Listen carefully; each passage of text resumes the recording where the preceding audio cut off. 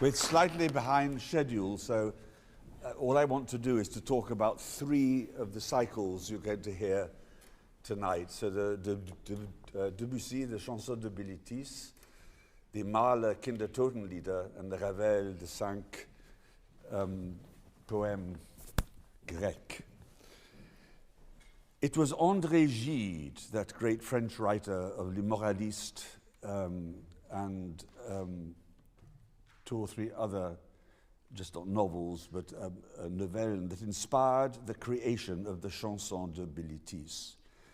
Gide, having returned from Biskra in Algeria, waxed so lyrical to the poet Pierre Louis about its fascination that the poet wrote to Debussy, Gide revient de là-bas comme un fou. So Gide has returned from Algeria like a madman. Louis immediately set out for Biskra, where he began a liaison with the Ouled girl, who was called Meriem. The Ouled is a Berber-like tribe. Her name was Meriem. She was 16, and she was a courtesan. And she's the prototype of Bilitis. So what Louis did, he didn't just write these 3 poems, he wrote about 140 poems, which I'm going to talk about Bilitis. And Gide, in Si le grain ne meurt, this wonderful autobiography, paints this picture of her. So when you hear these songs tonight, this is what she looked like. Meriem was amber-skinned, she's 16, remember, firm-fleshed, buxom, but still almost childlike, for she was little more than 16 years old. I can only compare her to a bacchante, the one on the gate of Vase, for example, because of her bracelets that tinkled like castanets, which she was continually shaking. I remember having seen her dance in one of the cafes of the Holy Street, where Paul, a friend, had taken me one evening. Her cousin Embarca used to dance there too. They danced in the old-fashioned style of the Oulad, head erect, torso motionless, hands agile, the whole body shaken by the rhythmic beating of their bare feet. Louis, this poet, his Les Chansons de Bilitis were published in 1894, when the poet was 24. And Louis pretends, Bilitis doesn't exist. He pretends that the prose poems were a translation from the Greek. And as part of the pretense, he prefaced the volume with a biography of the imagined poetess, and at the end of the work appended a pseudo-scholarly bibliography and a list of poems that had yet to be translated. What does it remind you of? Another, who hoodwinked the literature, the literary society, or in the 19th century, Ossian. James Macpherson, he pretended that these are the poems of Ossian. They weren't. He did them himself. And he hoodwinked almost everybody. Well, a few great writers realized that it was a hoax. Many composers have been attracted to these poems. Dupré set 2, Quequelin 5, and Debussy, in the version we hear this evening, 3. In all, there are 143 poems and 3 epigraphs, and the work is divided into 3 books, named after the 3 places where Bilitis lived. Poems 1 to 44 recall her childhood and are entitled Bucolique en Pamphylie. Poems 45 to 91, referring to the time she spent on Lesbos, are called Élégie à Mytilène. Mytilène is the capital of Lesbos. And poems 92 to 143, dealing with her life as a courtesan, are called Épigrammes dans l'île de Chypre. All 3 poems that we hear this evening are taken from the first section. And although Debussy called his work Chanson de Bilitis, it is in fact the shepherd Lykas who dominates the 3. So I'm going to have to sit down because I have sciatica. I don't think it'll make any difference to my voice.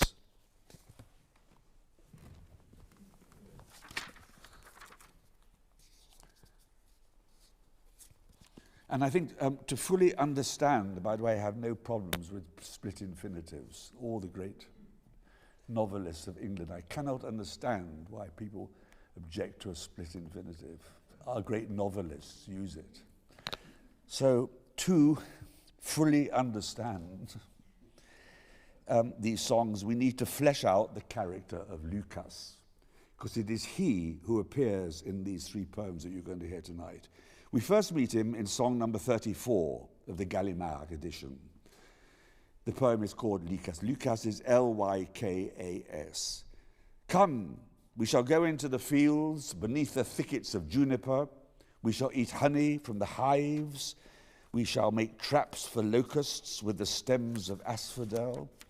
Come, we shall go and see Lucas, who guards his father's herds under the cliffs of shady Taurus. He will surely give us milk. These are prose poems. Already I hear the sound of his flute, the flute that we hear in Debussy's La Flûte de Pan. He plays most skillfully. Here come the sheep and the dogs, and he himself leaning upright against a tree. Is he not as handsome as Adonis? Oh, Lucas, let us have some milk. This is Bilitis speaking. Here are figs from our fig trees. We shall stay with you. You bearded she-goats, be still, lest you excite the restless bucks. Lucas also dominates the 26th song, in which Bilitis is sleeping with one of her girlfriends, Selenis. Almost all of these prose poems are about lesbian relationships. So most of Bilitis' lovers are girls, Lykas being almost the only exception. And the poem I'm going to quote is called L'amie complaisante, the willing girlfriend. The storm continued all night. Selenis, the girl with the beautiful hair, had come to spin with me. She stayed with me for fear of the mud, and, huddled against one another, we filled my little bed. This is Bilitis speaking. When girls lie together, sleep never comes. Bilitis, tell me who you love. She slipped her leg over mine to caress me. These are sort of mildly pornographic, these poems. They're actually wonderful, but it's an acquired taste. And she said, our lips nearly touching, I know, Bilitis, whom you love. Close your eyes, I am Lucas. I replied, touching her. Can I not see that you are a girl? Your jest is inappropriate, says Bilitis. But she continued, in truth, I am Lucas. If you close your eyes, these are his arms, these are his hands. And tenderly, in the silence, she enchanted my reverie with a strange illusion. So the third person singular that you see in these three poems, the he of these three songs, is none other than Lucas. And it's he who speaks the more. Bilitis is usually silent. This work clearly appealed to Debussy's pagan side that had already produced the Prélude à l'après-midi d'un faune, which I think we all know, 1894, and he was later to create the apostrophe to paganism, Le Martyr de Saint-Sébastien. He selected three of Louis's poems and set them to music that conjures up an exotic world of awakening, erotic love. The wonderful recitatives of the Chanson de Bilitis recall Péléas et Mélisande, which was composed 3 years earlier. In La Flûte de Pan, the first one, Debussy manages to convey with a few deft touches the main images of Louis's poem. The playing of the flute, Il m'apprend à jouer, the croaking of the frogs, and Bilitis' final scurrying off. And the conversational nature of the whole cycle is mirrored in the extreme narrowness of the vocal range, which only expands in the second one, the most erotic, la chevelure, the tresses, especially in the octave at la bouche, sur la bouche. The dream of la chevelure is like the tower scene in Péléas, where Mélisande's brother-in-law sexily winds her hair around his neck. The last song is Le Tombeau des Naïdes. It's a song about the death of a relationship. It depicts a frozen landscape in which Bilitis vainly pursues the naiads and is confronted at the close with an infinite expanse of wintry sky and Debussy's transfixing and relentless semiquavers. The cycle was composed in 1897, but Debussy was loath to let the songs go. He finally overcame his fears and gave the first performance on the 17th of March, 1900, with Blanche Marot. Now, it's not usually known that there are other settings of Louis by Debussy. So the Chanson de Bilitis, published 1899, first performed 1900. The other setting of Louis is the musique de scène, the incidental music to the Chanson de Bilitis. And this is set for 2 flutes, 2 harps, and celesta. And there are 12 poems which are recited. This was composed in 1900, just after the songs you're going to hear, and it was premiered in 1910. And the following review appeared in Le Journal on the 8th of February, 1901. The Chanson de Bilitis, accompanied by tableaux vivants that had been painstakingly arranged by Pierre Louis himself, with captivating music by Monsieur Debussy, 2 words, was given an enthusiastic reception. Graceful music, we very rarely hear this, ingeniously archaic, accompanied by Mademoiselle Milton's voice. All this created a rocking rhythm whose charm added to the unique beauties of the text. And then there's yet another setting of Pierre Louis. They're called the 6 antique epigraphs, piano 4 hands, composed in 1914. There are 6 of them, and Debussy intended to compose an orchestral suite, but never succeeded. And before leaving Debussy, Joe, I was so struck the other night when Joe played the Schubert, the impromptu, and the Satie. I thought it was wonderful. And tonight he's going to play, I mean, he's so gifted, that man. And tonight he's going to play 2 of my favorite preludes. Very briefly, you probably know this, Debussy composed 24 preludes for solo piano, and they're divided into 2 books of 12 preludes each. Each book was written in a matter of months at a really unusually fast pace for Debussy. Book 1 between December 1909 and 1910, Book 2 in 1911 and 12. These are wonderful miniatures, and they're Debussy's final homage to the tradition of descriptive music that he had so admired in Robert Schumann. But by placing the title of each piece at the end of the music instead of at the head, he seems to recognize that the suggestive nature of his music is of greater importance than a mere descriptive label. La fille aux cheveux de lin, the girl with the flaxen hair, was the title of a song that Debussy had composed in about 1882, inspired by Leconte de Lisle's poem. The only connection with the prelude with the song is its simplicity that stands in striking contrast to the turmoil of the previous prelude about the west wind, Ce qu'a vu le vent d'ouest.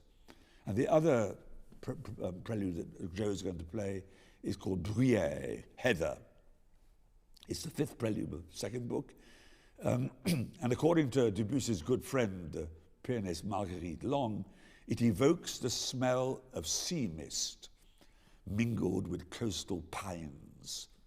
And it shares with La Fille aux Cheveux de Lin the same atmosphere, the same dynamic, and the same harmonic color. Both develop from a single melodic idea, and I think this is so wonderful, and drift into our consciousness in a magical and unforgettable way. I want to talk about Kindertotenlieder. Can I ask how many people know Kindertotenlieder? Just helps me a bit. This, by the way, is champagne.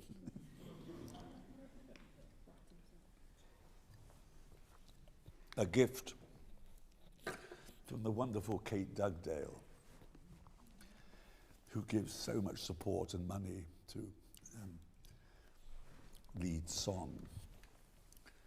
I'd hoped to be able to show you the pictures of the two children who died of Kinder. So Kindertotenlieder translates as songs on the death of infants, I think, rather than children. It was at Christmas 1833 that all of Rückert's 6 children fell ill with scarlet fever. And the infection soon killed 3-year-old Louise and 5-year-old Ernst, who actually succumbed to meningitis in 1834. Death, of course, was no stranger to Mahler's own childhood. Only 7 of his parents' 14 children made it,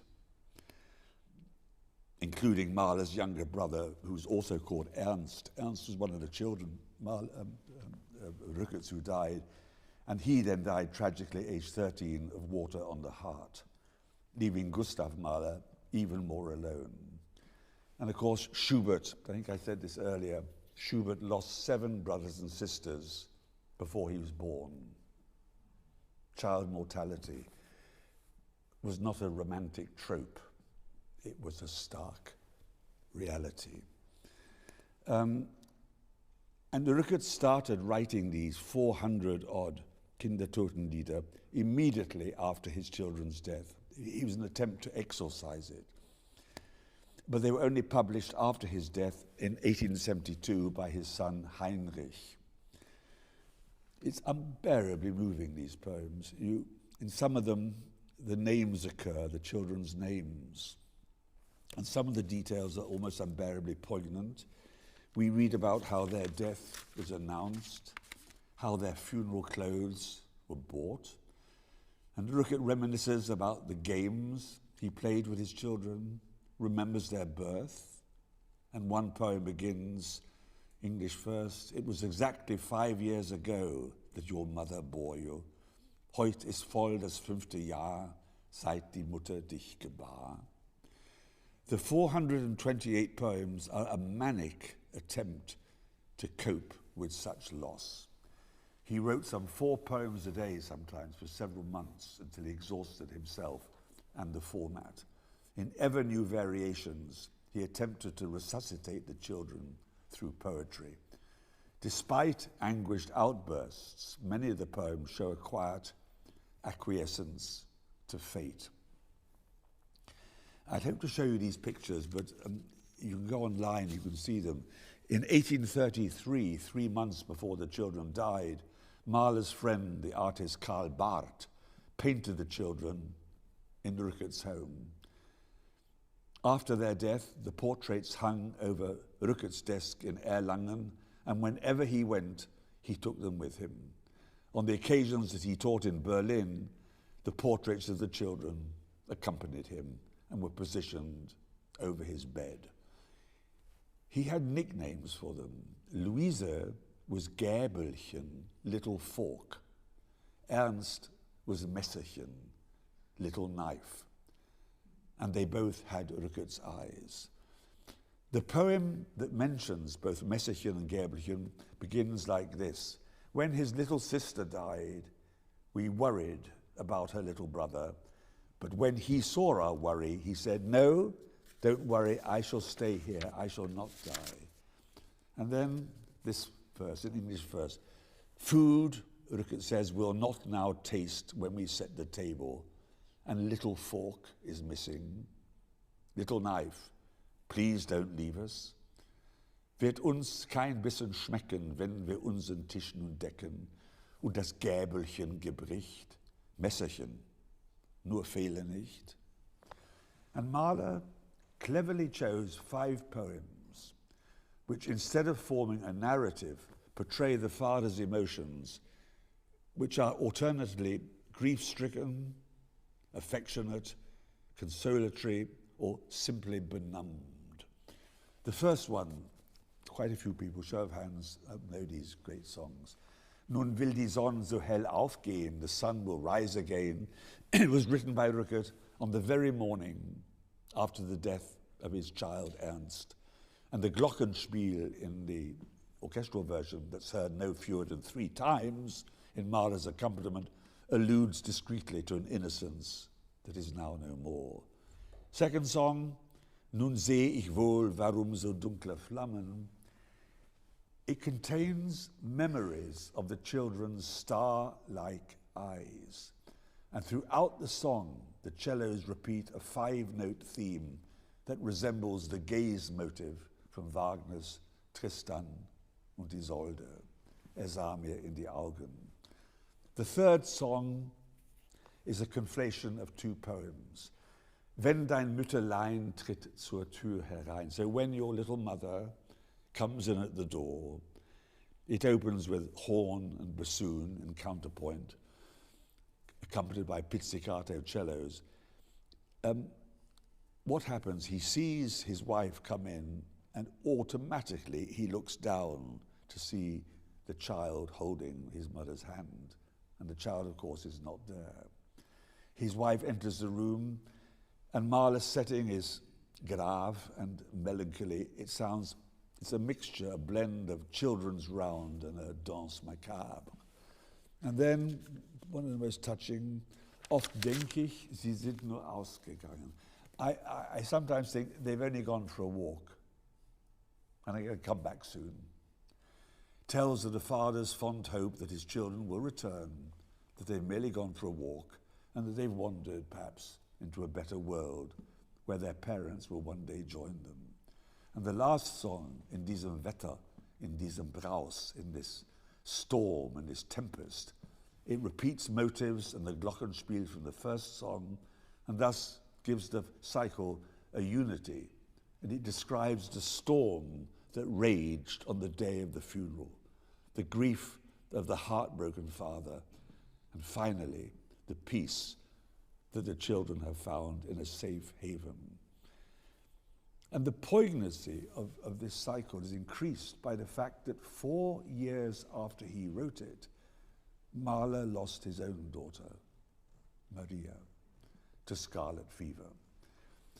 And so people have said, well, how could he have been so lacking in humanity of trying to set these poems when his own children were perfectly healthy? He was tempting fate. But I think you have to remember that he was still a bachelor in 1901 when he started the songs, and what he was doing now was merely finishing them. I really hope you enjoy these songs. There's an amazing recording with Kathleen Ferrier. I don't know whether you know that. I mean, all the great mezzos. In fact, men as well as women.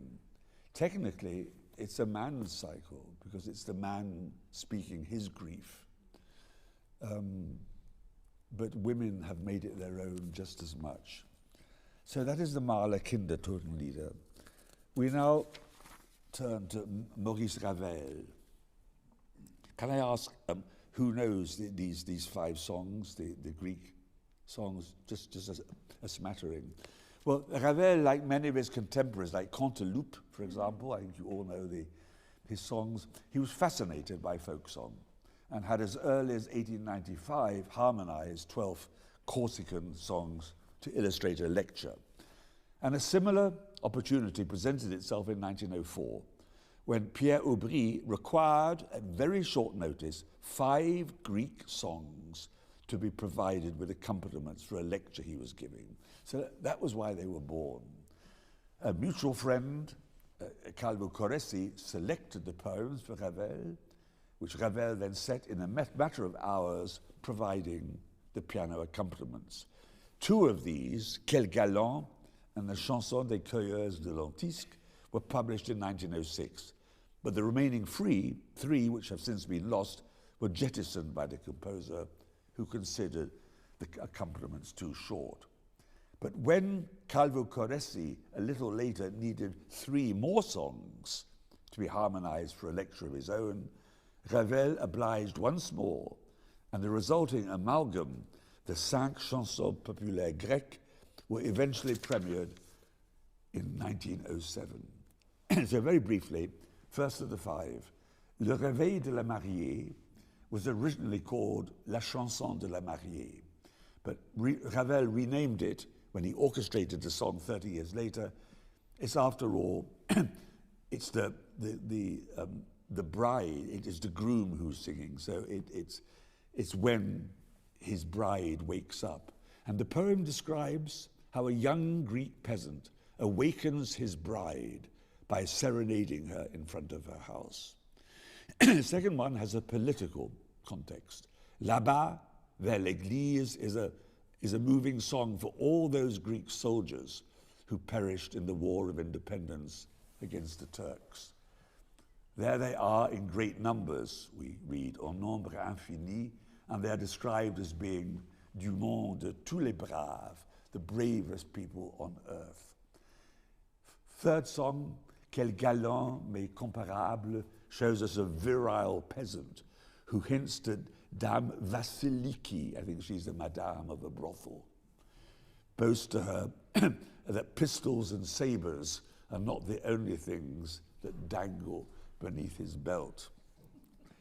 And then the Chanson des Cueilleurs de Lentisques, with its beautiful melody, is sung by the love-lorn women as they gather the aromatic resin from this herb. It's a shrub that flourishes mainly on the island of Chios. And the final one, Tuguet, is a nonsense dance, alternating between 2/4 and 3/4. And it's about really getting drunk. And I think performers have to be careful not to overdo it. Let me end with a charming, charming anecdote. When Ravel came to stay with Ralph and Ursula Vaughan Williams in April 1909, 2 years after the publication of the 5 Chansons populaires grecques, Ravel and Jane Bathory performed the work for them, and there was a good review in the Times. And I thought I'd end this lecture on a light-hearted note by reading you what Ursula, in the biography of her husband, Ralph Vaughan Williams, tells us about Ravel. It's charming. It goes like this.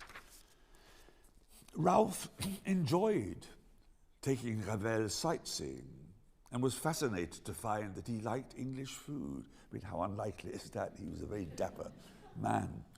The one thing the Cheney Walk household, that's where they lived, had foreseen as a problem, but it was no problem at all.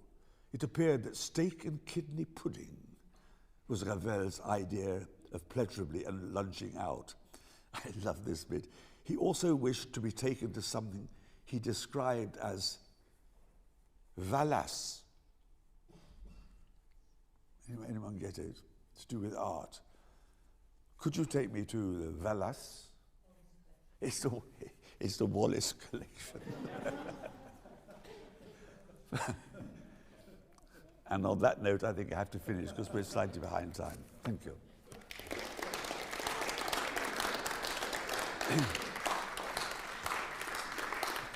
So next time you go to the Wallace collection, remember to pronounce it properly. La Valas.